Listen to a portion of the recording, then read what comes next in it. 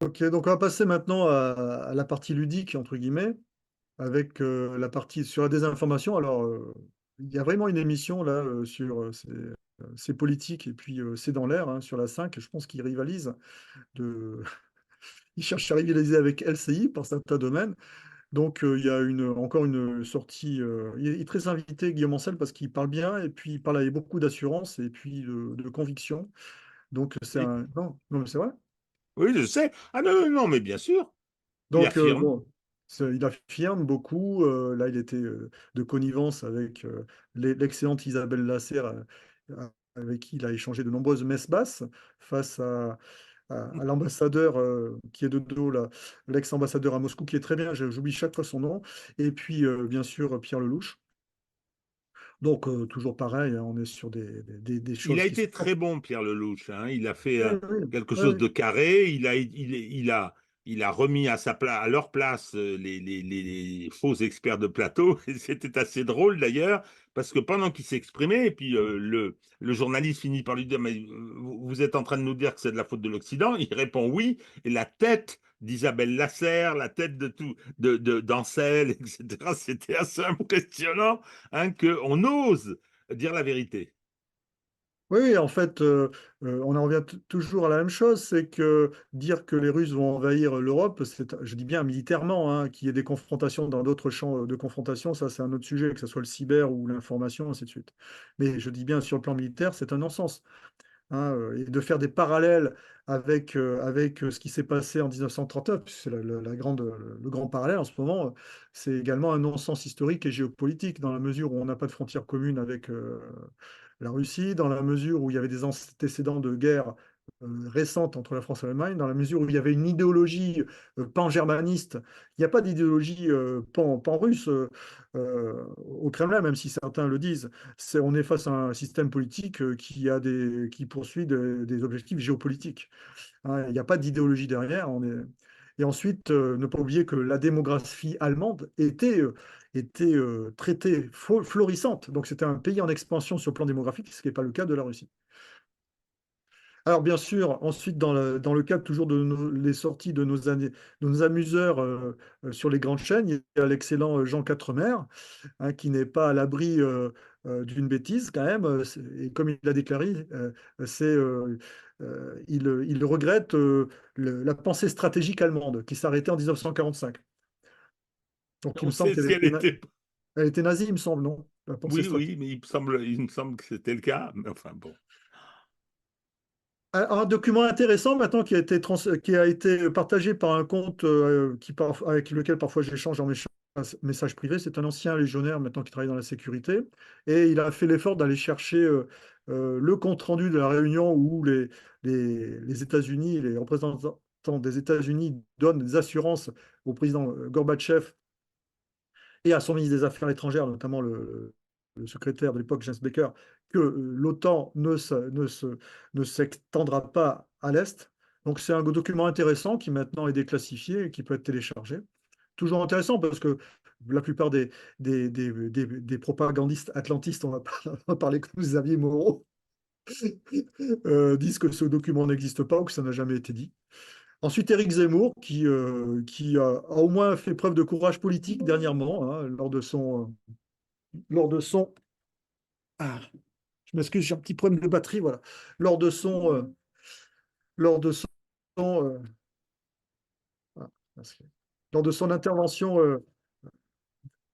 au, euh, sur M6, hein, donc il a rappelé les tenants et aboutissants du régime de Poutine. Hein. C'est pas une démocratie, mais c'est pas non plus une dictature ou un régime totalitaire comme en Chine ou en Iran. D'ailleurs, c'est pour cela que les journalistes de LCI comme Jérôme Garraud, le très élégant Jérôme Garraud, est toujours en activité à Moscou. Ensuite, toujours notre excellent Nicolas Tanzer, dit Nicolas Panzer, comme dirait Jacques Sapir, qui ne cesse de hanter les plateaux avec son discours visant à appuyer les propos du président Macron sur l'envoi de troupes au sol. Donc il s'est fait ouvertement tacler par Par contre, le véritablement excellent général Chauvency, qui heureusement intervient assez fréquemment sur les plateaux de LCI pour recadrer tout le monde et pour leur redonner un petit peu de raison, redonner un petit peu de raison aux débats qui ont lieu, en lui rappelant que les capacités de l'armée française en ce moment, c'était 15 000 hommes en simultané et ensuite 15 000 hommes en relève. Il a dit que face à une guerre de ce type-là, le taux d'attrition des troupes ferait que cela conduirait à terme à une mobilisation. Donc évidemment, ça a quand même tendance à calmer un petit peu tout le monde sur le plateau. Tenzer, il est totalement halluciné. C'est impressionnant d'ailleurs. Physiquement, on se Ouais. dit il faut lui faire une dose de Lexomil à lui, parce qu'il est quand même. C'est toujours la même chose. Lui, c'est un agent américain appointé par les Américains. Il est dans son rôle. Hein, c'est un combattant de l'État profond américain. Le problème, ce sont les journalistes qui sont en face. Il n'y en a jamais un qui réagit. Chauvency le fait, mais les autres le laissent dire. Il n'y a jamais une critique. Ouais, et puis les professeurs à Sciences Po, ça c'est beaucoup plus inquiétant. Ensuite, un compte que je vous conseille de suivre sur Twitter, c'est Gabi Bourjali. C'est un géopolitologue qui a de bonnes réflexions, qui partage des documents intéressants. Et dernièrement, il a fait un, un petit thread, euh, un petit post sur les dernières sorties de Dmitri Medvedev lors de la réunion des jeunes à Sochi. Donc, avec cette fameuse carte qui a été projetée où il restait plus rien de l'Ukraine. Bon, il faut ramener ça dans les provocations habituelles de Medvedev, mais qui permettent d'alimenter les discours sur LCI. Ça leur évite de chercher des sujets à traiter sur leur Alors, plateau. Ouais. observation importante dans ton image, c'est que c'est Maria Zakharova qui contribue un peu à la provocation. Alors, à ceux, je profite de l'occasion, on arrive vers la fin de notre vidéo, je profite de l'occasion pour répondre à ceux qui s'étaient plaints de la vidéo avec Alexandre Robert, parce que dans le générique, il n'y avait pas Maria Zakharova. Donc, j'espère qu'ils ont vu que j'avais tenu compte de leurs observations et que Maria Zakharova était revenue, c'est une tradition depuis que nous faisons cette émission, était revenue dans le générique. Voilà, retour de Maria. Alors, en ce qui concerne, puisqu'on parle souvent de menaces et d'ingérences étrangères, en ce qui concerne les ingérences et les menaces sur nos intérêts économiques, eh bien, rappelons que, conformément à ce que a noté et affirmé le dernier rapport de la DGAC, c'est bien les États-Unis qui sont notre concurrent ou notre adversaire économique le plus prégnant et le plus actif. Et il suffit pour cela de se rappeler de l'affaire d'Alstom, avec notamment l'incarcération de Frédéric Pierucci, qui était un des dirigeants d'Alstom, et de manière à faire pression sur les dirigeants d'Alstom pour que ce fleuron de l'industrie euh, française soit racheté par General Electric. Une vidéo très intéressante à suivre d'Alexandre Delval, où il fait une analyse froide sur le plan géopolitique des événements en Ukraine et notamment de ceux qui ont précédé la guerre en Ukraine. C'est très intéressant et c'est assez inattaquable. Et puis dernièrement, une historienne belge qui a fait une interview sur la chaîne Antithèse avec un extrait qui est intéressant. En citant Machiavel, elle a rappelé que celui qui agresse n'est pas forcément celui qui a déclenché la guerre. Ce n'est pas celui qui tire l'épée qui est forcément à l'origine du conflit. Voilà, donc j'en ai terminé. Je vais arrêter le partage de mon écran. Eh bien, nous voilà de Voilà. retour.